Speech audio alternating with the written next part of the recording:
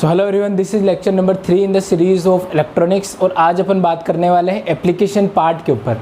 तो first lecture में हमने बात करी थी ऑपरेशनल एम्पलीफायर यानी ओपीएम की इंट्रोडक्शन की। उसके बाद में अपन वर्चुअल ग्राउंड कॉन्सेप्ट के ऊपर चर्चा कर रहे थे और आज हमारा जो डिस्कशन रहेगा वो एप्लीकेशन पार्ट पर रहेगा। अब हमने जब स्टार्टिंग करी थी तो हमने बोला था कि एप्लीकेशन क्या है इस चीज़ की, तो हम इसको डिफरेंट ऑपरेशंस के रूप में काम में ले सकते हैं। और वो मैथमेटिकल ऑपरेशंस क्या थे कि जैसे हम एडिशन के काम में ले रहे हैं, सब्ट्रैक्शन के काम में ले रहे हैं, इंटीग्रेशन हो गया, डिफरेंशिएशन हो गया, है ना। उसके बाद में लॉगरिथमिक फंक्शन हो गया। तो वही चीज़ें अपन को क्या करनी है, यहाँ पर क्रिएट करनी है। अब किस तरह से उनके सर्किट बनेंगे वो सारी चीज़ें हम क्या करेंगे, डिस्कस करने वाले हैं।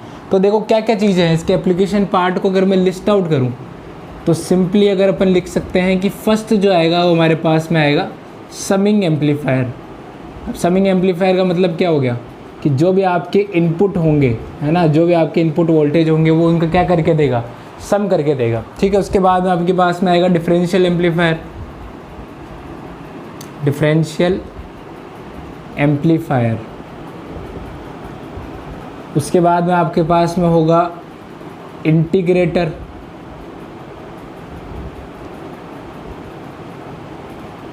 उसके बाद में डिफरेंशिएटर। अब देखो डिफरेंशियल एम्पलीफायर और डिफरेंशिएटर दोनों अलग अलग चीज़ है। डिफरेंशियल एम्पलीफायर क्या करेगा, डिफरेंस को एम्पलीफाई करके देगा, जबकि यहाँ पर जो आउटपुट आएगा वो इनपुट का क्या आएगा, डिफरेंशिएशन आएगा। जब मैथमेटिकल अपन डिफरेंशिएशन पढ़ते हैं वो चीज़ होगी। ठीक है। उसके बाद में आपके पास में लॉगरिथमिक फंक्शन हो गया और एक आपके पास में आएगा बफर। ठीक है। तो ये बफर क्या होता है, किस काम आता है, ये भी अपन क्या करेंगे, पढ़ेंगे। तो हम स्टार्ट करेंगे देखो इससे, समिंग एम्पलीफायर किस तरह से बनता है। ये हमको ये तो पता चल गया कि आउटपुट जो आएगा वो सम आएगा, लेकिन किस तरह से इसको डिज़ाइन करना है वो अपन अभी सीखेंगे। आउटपुट कैसे निकालते हैं वो हम सीखेंगे। उसके बाद में डिफरेंशियल एम्पलीफायर करेंगे। ठीक है। उसके बाद में ये जो मेन टॉपिक है एक इंटीग्रेटर, इस पर कंप्लीट एक वीडियो लेक्चर होगा।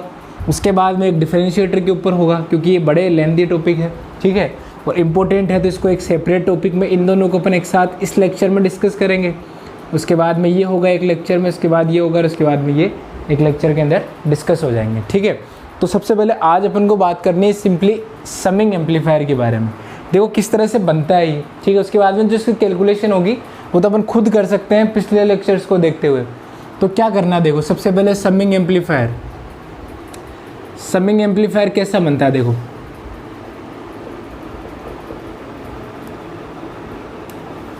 देखो किस तरह से बनाना है। जैसे मान लो मैंने ये ऑपरेशनल एम्पलीफायर बनाया और ये मेरा इन्वर्टिंग टर्मिनल और ये मेरा नॉन इन्वर्टिंग टर्मिनल। यहाँ से मैं इनपुट लेता हूँ तो मैंने एक रेजिस्टेंस पे लगाते हैं और यहाँ से अपना एक फीडबैक रेजिस्टेंस लगा हुआ रहता है, जिसको अपन क्या बोलते हैं, RF बोलते हैं। यहाँ का वोल्टेज जो होगा वो V आउटपुट हो गया और यहाँ आपका एक वोल्टेज यहाँ अप्लाई कर सकते हो। ठीक है। यहाँ पर भी रेजिस्टेंस वगैरह लगा करके आप अप्लाई कर सकते हैं। ठीक है। अब बात आती है कि देखो अगर मान लो मेरा इनपुट, क्योंकि समिंग एम्पलीफायर है तो ये 2 या 2 से अधिक अपन को क्या लेने पड़ेंगे, इनपुट लेने पड़ेंगे, ताकि उनका अपन क्या कर सके, सम कर सके। अब वो इनपुट कहाँ लेने हैं, अगर मान लो मैं यहाँ लेता हूँ, मान लो मैंने ये जोड़ा V1 से। ठीक है। ये मेरा पहला इनपुट हो गया और ये मेरा रेजिस्टेंस मान लो R1 है, कोई दिक्कत नहीं है। अगर मान लो मैं इसी के पहले यहाँ पर ये V2 लगाता हूँ और यहीं पर मैं इस तरह से V3 अप्लाई करता हूँ और इसको अगर मैं क्या कर दूँ, ग्राउंड कर दूँ, तो देखो ये एक तरीके से अपने पास में न्यूमेरिकली है। जो हमने पहले सॉल्व करा है सेम ऐसा न्यूमेरिकली है। अब इस न्यूमेरिकल से ही अपने पास में समिंग एम्पलीफायर बनेगा। कैसे बनेगा, सबसे पहले इसको सॉल्व करने की कोशिश करते हैं और फिर अपन इसका आंसर देखते हैं कि क्या ये इसका जो आउटपुट है वो इनपुट का सम आ रहा है। तो देखो करते हैं ट्राई। सबसे पहली चीज़ ट्राई करने के लिए न्यूमेरिकल आप कर रहे हो, पहली चीज़ ये है कि इन्वर्टिंग टर्मिनल पे क्या लगा हुआ है, आपके वोल्टेज लगे हुए, इनपुट लगा हुआ है। इसका मतलब ये क्या हो गया, आपके पास में इन्वर्टिंग एम्पलीफायर है। फीडबैक आपके पास में यहाँ लगा हुआ है, तो इसका मतलब ये है कि अपन क्या कर सकते हैं, वर्चुअल ग्राउंड कॉन्सेप्ट लगा सकते हैं। ठीक है। उसके बाद में देखो आपको क्या करना है, यहाँ ग्राउंड है। ठीक है। इसको A पॉइंट बोल दिया तो मैंने ये VA लिख दिया और ये मेरा VB। तो मुझे पता है कि VA बराबर VB बराबर कितना है, 0 है। कहाँ से पता चला, वर्चुअल ग्राउंड कॉन्सेप्ट से। ठीक है। सिंपल सी चीज़ है। अब यहाँ पर अपन क्या लगाना है, सिंपल KCL लगाना है। तो KCL क्या बोलता है कि यहाँ इस पॉइंट पर आने वाला करंट जाने वाले करंट के बराबर होगा। आने वाला करंट देखो, यहाँ से अगर मैं मान लेता हूँ कि यहाँ से करंट आ रहा है I1, यहाँ से करंट I2, यहाँ से करंट I3 और यहाँ से बाहर जा रहा है I4। तो इस पर अगर मैं नोड पॉइंट लगाता हूँ, ठीक है, ये अगर मेरा नोड पॉइंट है B पॉइंट, तो आने वाले करंट कौन से होगा, आगे I1 आ रहा है, उसके बाद में I2 प्लस I3 बराबर किसके हो जाएगा, I4 के बराबर हो जाएगा। कोई दिक्कत नहीं है यहाँ से। अब I1 की वैल्यू लिखते हैं। देखो यहाँ पर 0 है तो यहाँ वोल्टेज कितना हो गया, 0 हो गया।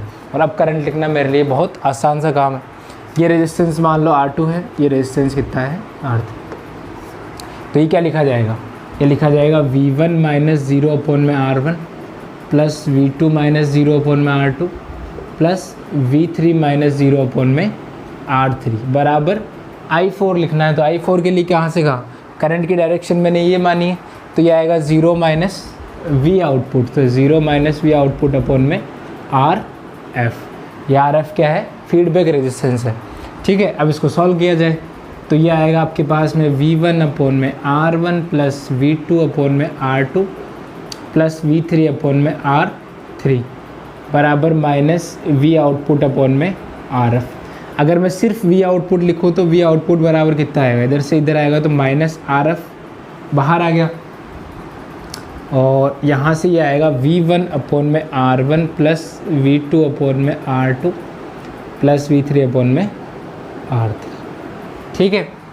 अब देखो ये वोल्टेज का एडिशन हो नहीं रहा है। अगर मैं रियल में देखूँ तो यहाँ वोल्टेज का एडिशन होना चाहिए था, जबकि वोल्टेज के साथ में यहाँ रेजिस्टेंस भी अलग आ रहा है। तो V1 upon R1 plus V2 upon R2 है।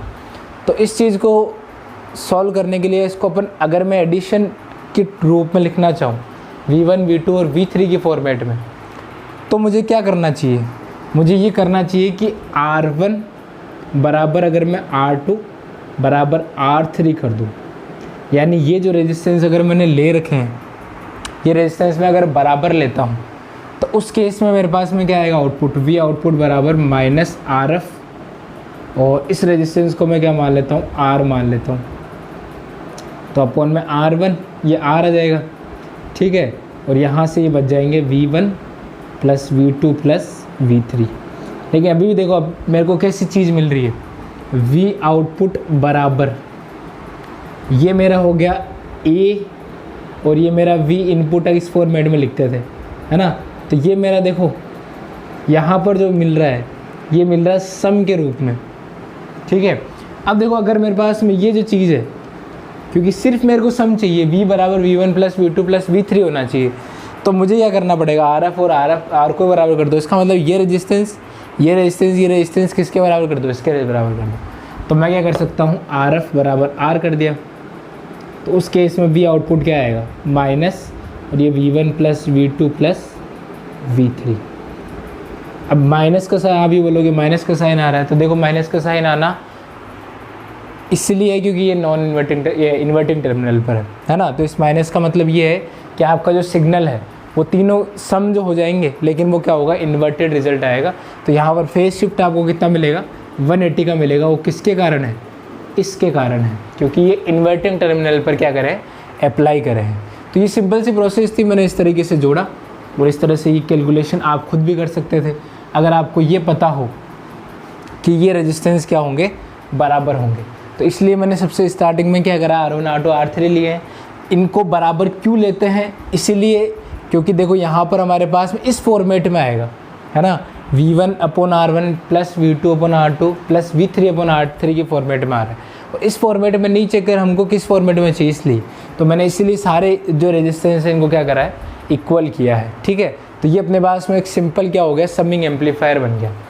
तो अब देखो इसके अंदर एक और चीज़ मेरे को बना सकता हूँ मैं, यहाँ से क्या बना सकते हो, क्या मैं यहाँ से ऐसा सिस्टम बना सकता हूँ कि जो मेरे पास में वोल्टेज आए हैं उनका एवरेज निकल जाए, ठीक है। क्या ये मैं बना सकता हूँ? तो देखो एवरेज बनाने के लिए हमको क्या करना पड़ेगा, एवरेज क्या होता है, अगर मान लो यहाँ पर 3 वोल्टेज है तो एवरेज क्या आएगा, V1 plus V2 plus V3 upon में क्या आना चाहिए, 3 आना चाहिए। अब देखो यहाँ पर मेरे पास में V1 V2 V3 सम तो हो रहा है, उसके बाद में अगर डिवाइड बाई क्या कर दूँ मैं, 3 कर दूँ, तो मेरे पास में क्या होगा, ये एवरेज बन जाएगा मेरा। अब एवरेज के लिए यहाँ पर क्या कहाँ चेंज कर सकते हो, तो हम चेंज कर सकते हैं, देखो यहाँ तक तो बिल्कुल ठीक है ना। तो यहाँ से मेरे पास में ये सम के रूप में आ गया, क्योंकि इसके साथ कोई छेड़छाड़ करोगे तो ये डिस्ट्रीब्यूट हो जाएगा वापस। तो यहाँ तक तो मुझे करना ही पड़ेगा, लेकिन इसके अंदर मैं चेंज कर सकता हूँ। अब इसके अंदर क्या चेंज करोगे, देखो मेरे को क्या चाहिए, v1 plus v2 plus v3 upon में 3। तो अपॉन 3 कब आएगा, जब ये रेशियो कितना होगा, 1/3 होगा, है ना। तो यहाँ से मैं क्या लिख दूँ, देखो अगर मैं लिखना चाहूँ तो RF अपॉन में R, ये रेशियो किसके बराबर आना चाहिए, 1/3 के बराबर आना चाहिए। इसका मतलब RF जो है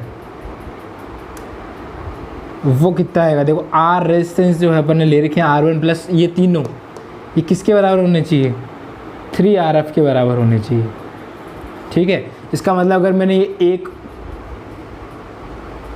ओम का ले रखा है, मान लो ये 1 ओम का ले रखा है, ये 1 ओम का ले रखा है, ठीक है, ये 1 किलो ओम के ले रखे हैं मैंने, तो ये कितने ओम का लेना पड़ेगा, ये 3 किलो ओम का लेना पड़ेगा, ठीक है। तो यहाँ पर मैंने ये करा है। अब देखो यहाँ से आंसर कितना आएगा, अगर मैं उसी में लिख दूँ तो कितना आएगा, V आउटपुट बराबर क्या आ जाएगा, -1/3 V1 plus V2 plus V3, और ये क्या बन रहा है आपके पास में, एवरेज बन रहा है, ठीक है। तो मैंने क्या करा, कुछ नहीं किया, बस रेजिस्टेंस चेंज करके और इस तरह के कॉन्फ़िगरेशन बनाया कि मैं सम एम्पलीफायर भी काम में ले सकता हूँ और इसको एवरेज बना सकता हूँ। तो आपके सामने मैंने यहाँ पर एवरेज बना के दिखाया, कोई दिक्कत वाली बात इसके अंदर नहीं है। अब देखो इसके अंदर और क्या चीज़ें अपन को देखनी है, कि जैसे मान लो मैंने ये लिखा है, ये तो मैंने 3 लिख दिया क्योंकि मेरे को यहाँ पर 3 मिल रहे थे, है ना। 3 का एवरेज निकालोगे तो 3 आना चाहिए। अगर मेरे पास में n हो, ठीक है, यानी वोल्टेज जो है मेरे पास n वोल्टेज हो, तो मेरा रियल फार्मूला क्या होना चाहिए, मेरा रियल फार्मूला ये होगा कि RF अपॉन में R की वैल्यू होनी चाहिए 1/n, है ना। ये एक जनरल आपके पास में फार्मूला बन गया। तो यहाँ से R जो आएगा वो कितना आएगा, ये आएगा NRF, ये चीज़ है।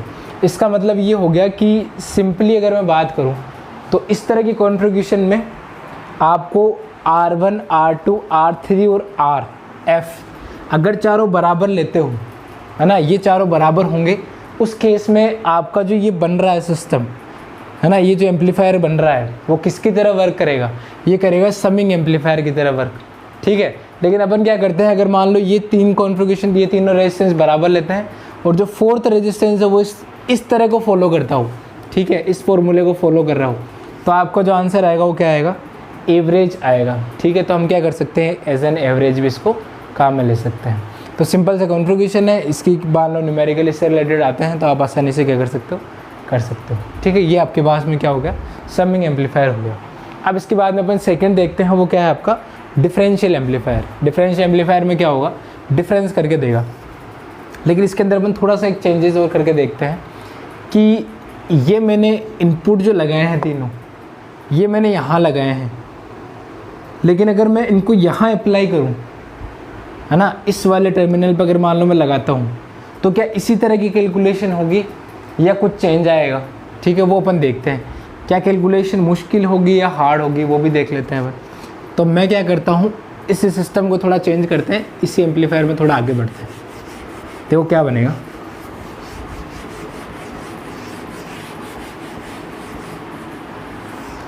जैसे मान लो ये सेम कॉन्फ़िगरेशन है, ये माइनस, ये प्लस, और ये आपका रेजिस्टेंस मान लो लग रखा है, ये R मान लो, ठीक है, और ये आपका है RF फीडबैक रेजिस्टेंस। इस रेजिस्टेंस को भी अपन एक नाम देते हैं, इसको अपन कोई भी नाम दे दो, R' लिख लो। अब की बार यहाँ वाला जो है मैंने इसको क्या करना है, ग्राउंड करना है, और मेरे जो इनपुट वोल्टेज होंगे वो मेरे को यहाँ अप्लाई करने हैं। तो मान लो ये V1 लग रखा है और ये मेरा क्या लग रखा है, V2, ये कनेक्टेड है R1 रेजिस्टेंस और ये है R2 रेजिस्टेंस। तो अब देखो अपनी कैलकुलेशन क्या रहती है, क्या आसान रहेगा या थोड़ा मुश्किल रहेगा, वो भी अपन देख लेते हैं। देखो यहाँ रेजिस्टेंस लग रखा है V1 V2 और ये मेरा सिस्टम है, इसको सॉल्व करना अपने लिए आसान है। कैसे सॉल्व करते हैं, सबसे पहले देखो हमको ये पता होना चाहिए कि यहाँ का वोल्टेज और यहाँ का वोल्टेज क्या होगा, बराबर होगा, ठीक है। अब यहाँ का वोल्टेज अब उनको पता नहीं है, तो यहाँ का वोल्टेज कैसे अप्लाई करोगे? हमको ये तो पता है कि यहाँ वी आउटपुट जो आएगा, अब यहाँ के जो इनपुट होगा, अगर मान लो इसको मैं लिखता हूँ वी ए और ये वी बी, तो यहाँ का वोल्टेज यहाँ अप्लाई होगा। उसके बाद में 0 माइनस ये करके और ये वाले सिस्टम करके हमको ये बताया कि आउटपुट वोल्टेज आएगा 1 प्लस आर एफ अपॉन में आर, है ना। ये तो इसका गेन होता है किसका? नॉन इन्वर्टिंग एम्पलीफायर का। और मल्टीप्लाई किससे होगा? ये वी ए से होगा। क्यों होगा? क्योंकि यहाँ का वोल्टेज यहाँ अप्लाई होता है। अब सिंपल सी केस ये है कि अपने पास में आउटपुट तो मिल गया मेरे को ये, तो देखो इसके अंदर यहाँ तो करंट जाएगा नहीं। उसके बाद में हमको ये वोल्टेज निकालना है, तो कैसे निकालोगे? यहाँ पर अपन क्या लगाए, अगर मान लो KCL लगाते हैं, ठीक है, तो यहाँ अगर मान लो वी ए है तो ये हो जाएगा V1 minus V A upon में क्या लिखोगे? R1, ये हो गया R1। और ये मान लो अपना करंट, अगर इसको मैं मान लेता हूँ I1 और ये मान लेते हैं करंट I2, तो दोनों जाहिर है, तो प्लस यहाँ V2 लिख लेते हैं माइनस वी ए अपॉन में R2 बराबर कितना? 0। क्योंकि जाने वाला करंट इसमें से कितना है? 0 है, यानी यही करंट यहाँ से आ रहा है, ठीक है। या इसको इन्वर्टर में लिख सकते हैं, तो ये हो जाएगा V1 अपॉन में R1 माइनस VA अपॉन में R1 बराबर, और या फिर इसको यही लिख लेते हैं तो V2 अपॉन में R2 माइनस VA अपॉन में R2 बराबर 0।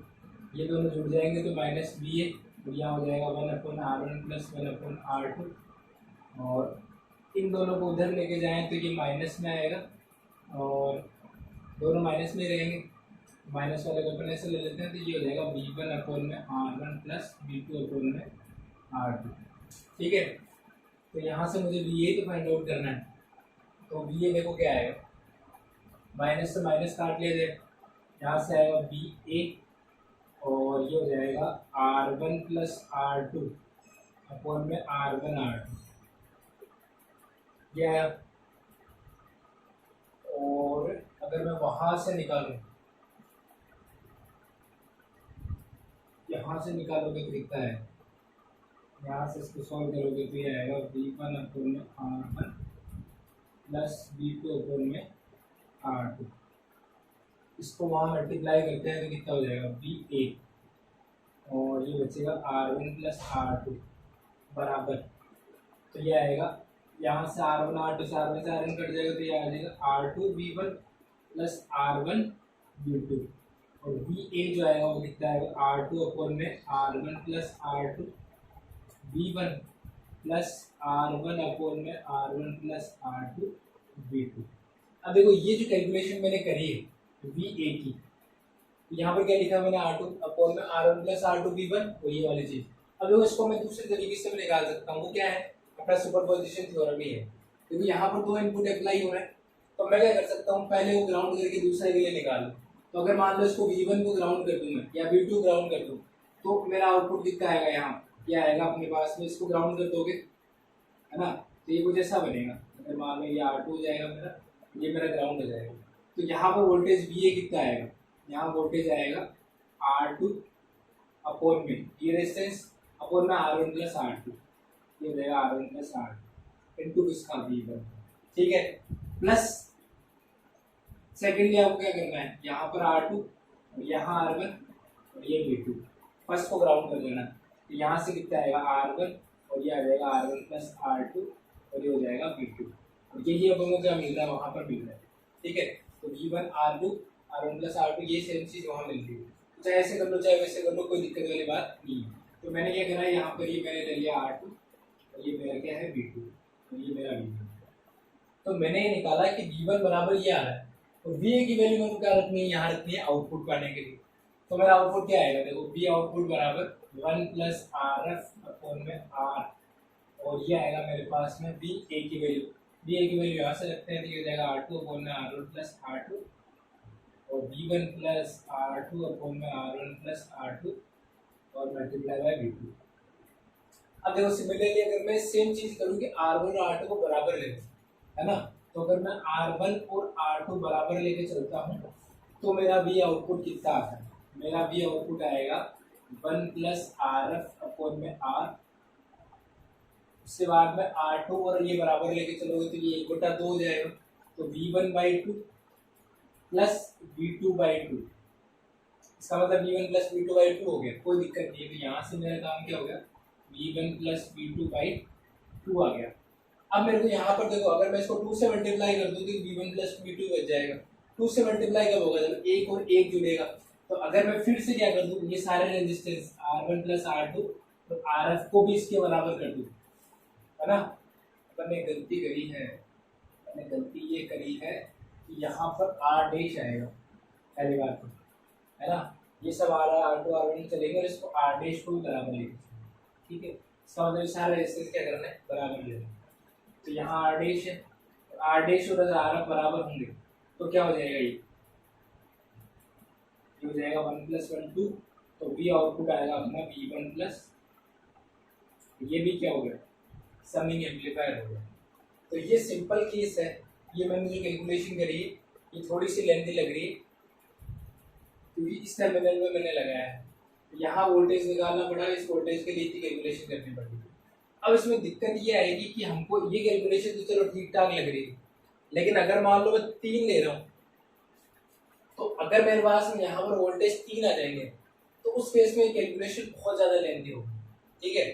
तो बहुत ज़्यादा लेंथी कैसे होगी, देखो यहाँ तो मैंने कर दिया, ठीक है, 2 के लिए आराम से हो गया अपने पास में, कोई दिक्कत नहीं। लेकिन अगर मैं 3 के लिए करता हूँ तो क्या कैलकुलेशन लेंथी होती है, देखो। अगर मैं यहाँ पर एक और ले लेता हूँ, ये मेरा V3 हो जाएगा, रेजिस्टेंस मेरा R3 हो जाएगा। तो उस केस में यहाँ पर अब देखो, यहाँ पर करंट कितने होंगे, 3 हो गए। अगर आप करंट से भी सॉल्व करोगे तो भी अपने पास में आंसर ढंग से नहीं आएगा, कैलकुलेशन बहुत लेंथी आएगी। और अगर सुपरपोजिशन प्रिंसिपल से भी करते हो ताकि डायरेक्ट हो जाए तो इसका डायग्राम कैसे बनेगा, देखो इसका डायग्राम मैं यही बना देता हूँ कि सबसे पहले अगर मैं जब V1 को रखूंगा तो मेरा R2 और R3 किस में जाएंगे, ग्राउंड हो जाएंगे, यानी V2 और V3 क्या हो जाएंगे, ग्राउंड हो जाएंगे। तो V2 को ग्राउंड करोगे तो ये मैंने मान लो ये रेजिस्टेंस R2 के थ्रू V2 को मैंने क्या कर दिया, ग्राउंड कर दिया, ठीक है। लेकिन यहाँ से V3 भी ग्राउंड होगा, तो V3 ग्राउंड होगा तो ये लो R3, तो यहाँ पर V3 भी क्या कर दिया, ग्राउंड हो गया। तो ये अगर दोनों मिलाकर के आप ग्राउंड करते हो तो ये और ये किस में हो गए, पैरेलल में हो गए। इसका मतलब यहाँ का जो पैरेलल रिजल्ट आएगा वो लिखना पड़ेगा। अब यहाँ पर अगर मैं VA लिखना चाहूँ तो VA कैसे लिखोगे, अब ये रेजिस्टेंस लिखते थे जो ग्राउंड में जा रहा है। अब यहाँ रेजिस्टेंस कितना है, R2 पैरेलल R3 है, तो ये R2 पैरेलल R3 आएगा। नीचे क्या आएगा, नीचे हम लिखते थे इसका और इसका सम, तो यहाँ इसका सम देखो, ये तो हो गया R2 पैरेलल R3 और सम के साथ में प्लस के साथ में क्या आएगा, R2 आएगा, R3 आएगा, R1, ठीक है। तो ये R1 आएगा। तो इसका मतलब अब देखो VA निकालना कितना मुश्किल हो गया, ये बड़ी चीज होगी कैलकुलेशन। तो पहले सबसे पहले क्या करो, इसका पैरेलल कॉम्बिनेशन करो। पैरेलल कॉम्बिनेशन करने के बाद में यहाँ से जोड़ करके रिजल्ट निकालना, तो ये VA मिलेगा। उसके बाद में सारी चीजें होंगी। ये भी किसके लिए है, 3 के लिए। अगर मान लो आप 4 ले लोगे तो ठीक है, 5 ले लोगे या 7 ले लोगे, उस केस में कैलकुलेशन जो होगी, जितने नंबर ऑफ वोल्टेज बढ़ते जाएंगे उतनी ही कैलकुलेशन मुश्किल होती जाएगी। कब, जब आपके नॉन इन्वर्टिंग टर्मिनल पे वोल्टेज लगे हुए हो। ऐसा नहीं है कि इस पर मैं समिंग एम्पलीफायर बना नहीं सकता, बना सकते हो, लेकिन यहाँ कैलकुलेशन क्या होगी, आपको लेंथी होती बढ़ नजर आएगी जैसे नंबर ऑफ वोल्टेजेस क्या होते जाएंगे, बढ़ते जाएंगे, ठीक है। तो इसलिए हम क्या करते हैं, अधिकतर बुक्स में डायरेक्ट अपन को क्या देते हैं, इन्वर्टेड टर्मिनल पे ही क्या देंगे आपको, 3 वोल्टेज या 4 वोल्टेज लगा करके, जो अपन ने पहले करा था वो करके देंगे, ठीक है। लेकिन अपन ने दोनों को करके देखा है, तो ऐसा नहीं है कि नॉन इन्वर्टिंग टर्मिनल पर हम क्या कर सकते हैं, समिंग एम्पलीफायर नहीं बना सकते।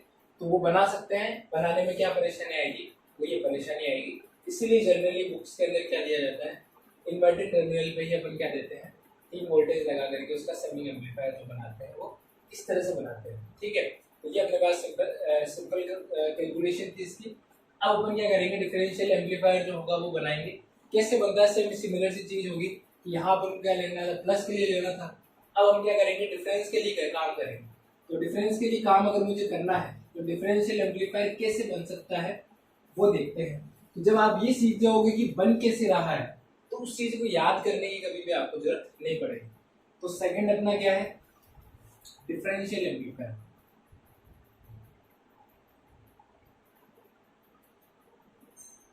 डिफरेंशियल एम्पलीफायर, ठीक है।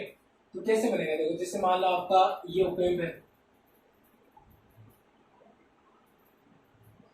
और ये मैंने एक रेजिस्टेंस लगाया, मान लो ये है आर पर, और ये मेरा क्या है फीडबैक रेजिस्टेंस है आर एफ, और ये मेरा क्या है आउटपुट वोल्टेज। ये मैंने लगा रखा है, एक टर्मिनल मैंने यहाँ से जोड़ा और मान लो यहाँ पर एक टर्मिनल है, यहाँ पर रेजिस्टेंस वगैरह कॉन्फ़िगरेशन बना सकते हो। तो अगर यहाँ पर मेरा मान लो V2 है, V2 क्यों ले रहा हूँ, क्योंकि देखो V1 माइनस V2 होगा तो आंसर अच्छा आएगा। V1 यहाँ अगर मैं टर्मिनल में लगाऊंगा तो पॉजिटिव वाला नेगेटिव वाला होगा, तो मेरे को बताएगा, या फिर कुछ मान लो, तो मैंने V2 मान लिया। अब करना क्या है देखो, अगर मान लो मैं यहाँ V1 लेता हूँ और ये V2 लेता हूँ, तो हमको ये पता है कि ये सेम क्वेश्चन मैंने कर रखा है पहले, है ना।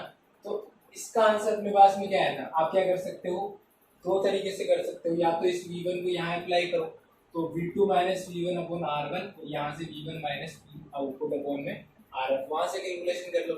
या आप चाहो तो क्या कर सकते हो, इसको सुपरपोजिशन थ्योरम से कर सकते हो। तो आउटपुट मेरा क्या आएगा, V आउटपुट आएगा कि जो मेरा इन्वर्टिंग टर्मिनल पर है उसके लिए आउटपुट आएगा, देखो V1 है और इसका गेन कितना होता है 1 प्लस RF अपॉन में R1, इसका गेन है और ये V1 है, ठीक है। सेकेंडली इसके देख रहे हो तो V2 के लिए गेन कितना आएगा, V2 के लिए गेन है माइनस RF अपॉन में R1 और ये है V2। तो ये मेरे पास में देखो, इसी से मैं क्या बनाऊंगा, डिफरेंशियल एम्पलीफायर बनाऊंगा। कैसे बनेगा देखो, मेरे को चाहिए कि V1 माइनस V2 हो जाए।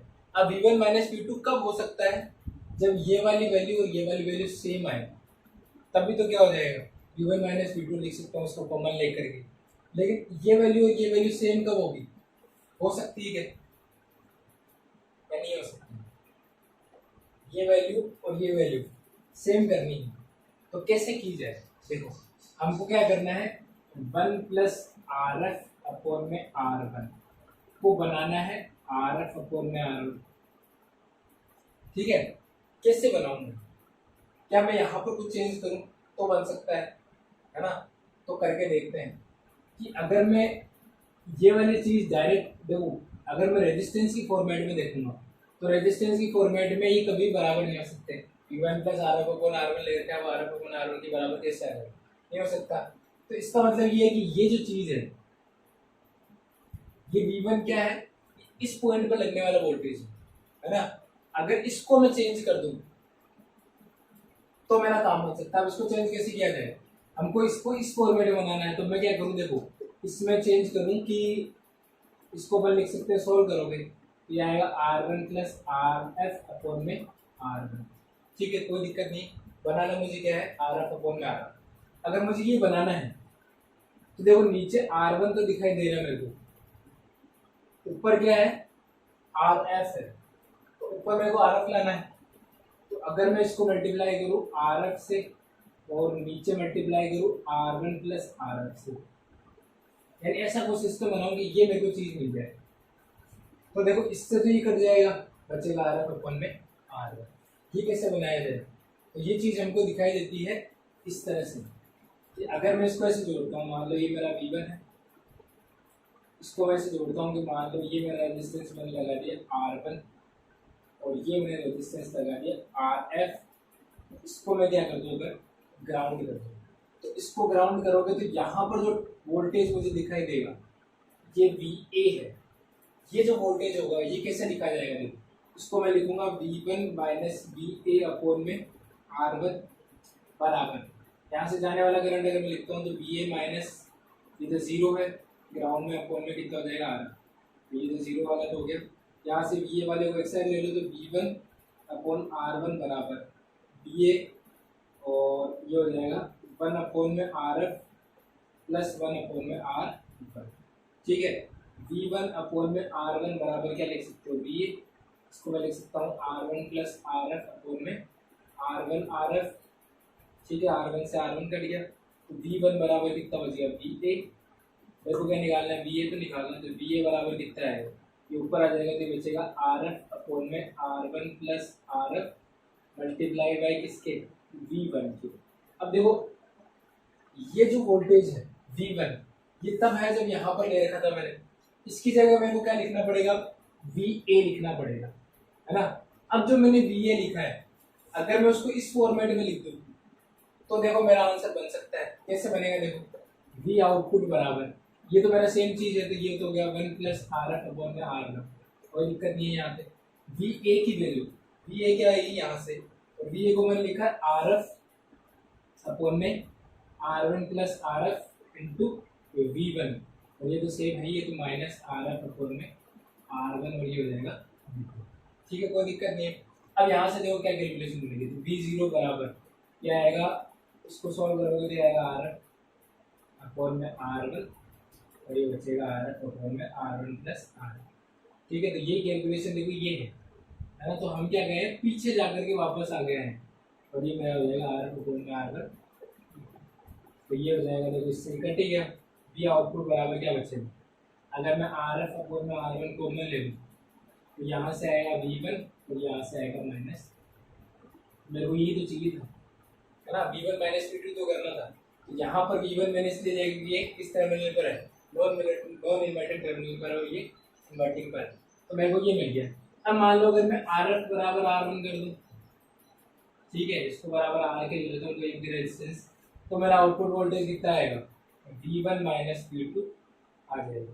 तो ये क्या है, डिफरेंस है, और ये क्या है, R F upon R one, ये गेन है ना। तो इसको हम बोलते हैं डिफरेंशियल एम्पलीफायर।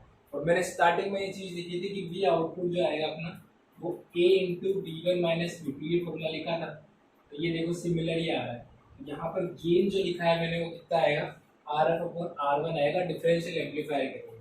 तो डिफरेंशियल एम्पलीफायर का गेन कितना होता है, R F upon R one होता है, और ये V one minus V two. तो गेन सिंपली अगर बात कई बार क्वेश्चन पूछा जाता है कि डिफरेंशियल एम्पलीफायर का गेन कितना होगा, अब वहाँ पर अपन डिफरेंशियल एम्पलीफायर जानते ही नहीं, सिंपल से ये करते हैं, ये कैलकुलेशन भी कर लेते हैं, लेकिन गेन नहीं पता चलता। तो गेन ये होता है कि इस तरह का सर्किट इसका बनता है। ठीक है, तो ये क्यों बनाया है, यहाँ से लेकर के यहाँ का सर्किट क्यों बनाया गया है, वो हमारे माइंड में फ्रेम होना चाहिए कि देखो ये चीज़ होती है, ये चीज़ मैंने खुद ने बना करके देखी है। तो हमको स्टार्टिंग में जब मैं यहाँ वोल्टेज लेके चल रहा था तो मुझे पता था कि ये सिग्नल आएगा, लेकिन यहाँ से V one minus V two कभी भी नहीं हो सकता, क्योंकि ये और ये चीज़ क्या है, डिफरेंट है, और ये कभी बराबर भी नहीं हो सकती अगर मैं रेजिस्टेंस को कितना भी चेंज करूँ। और क्योंकि R F upon R one है, ये R F upon R one है, तो ये तो हमेशा एक ज़्यादा ही आएगी इससे। तो रेजिस्टेंस में चेंज करके कभी भी इसको अपन अप्लाई नहीं कर सकते। तो हमने क्या करा, यहाँ का वोल्टेज चेंज कर दिया। यहाँ का वोल्टेज कैसे चेंज करना है, इसको मेरे को वो बनाना था, तो मैंने इसको इस तरह से मल्टीप्लाई करा, और ये सिग्नल कब बन सकता है, इस तरह का कॉन्फ़िगरेशन। ठीक है, तो ये चीज़ कभी भी ये डायग्राम रटना नहीं है कि किस तरह से बना है, ये मैं याद कर लेता हूँ, आर एफ क्या हुआ, ये आर वन क्या हुआ, कभी भी इसको याद करने की जरूरत नहीं, कैसे बना है उस चीज़ को अपन देख लो, है ना, कि इस तरह से बना हो, और एक बार आपको ये पता चल गया कि इस तरह से बनाया गया है, उसके बाद में आपके पास कोई भी दिक्कत इससे रिलेटेड नहीं आएगी। बाकी कैलकुलेशन जो है वो अपने तो पुरानी पढ़ रही थी, केवीएल अप्लाई करना है, यहाँ करंट नहीं जाता है। ठीक है, यहाँ पर जो है सुपरपोजिशन थ्योरम लगानी, ये सारी चीज़ें हम पुरानी लेक्चर्स में पढ़ चुके हैं। ये एक तरीके से आपके पास में क्या हो रहा है, एक्सरसाइज के फॉर्मेट में। ठीक है, ये सिंपल से दो टॉपिक थे, तो अपने पास में समिंग एम्पलीफायर था, और आपके पास में आप जो अपन ने पढ़ा है। ठीक है, तो अब हमको क्या करना है, एप्लीकेशन पार्ट में हम नेक्स्ट लेक्चर में बात करेंगे इंटीग्रेटर के ऊपर। ठीक है, तो इंटीग्रेटर क्या होता है, कैसे बनता है, इंटीग्रेशन कैसे होगा उससे, ठीक है, वो सारी चीज़ें का वो अप्लाई होगा, वो सारी चीज़ें अपन एक ही वीडियो में डिस्कस करेंगे। इसीलिए इस वीडियो को अपन क्या करते हैं, यहीं एंड करते हैं। ठीक है, तो कोई भी डाउट हो इससे रिलेटेड तो कमेंट सेक्शन में जरूर बताएं। फिलहाल के लिए इतना ही, मिलते हैं नेक्स्ट सेक्शन में, तब तक के लिए टाटा बाय बाय, सी यू, जय हिंद जय भारत।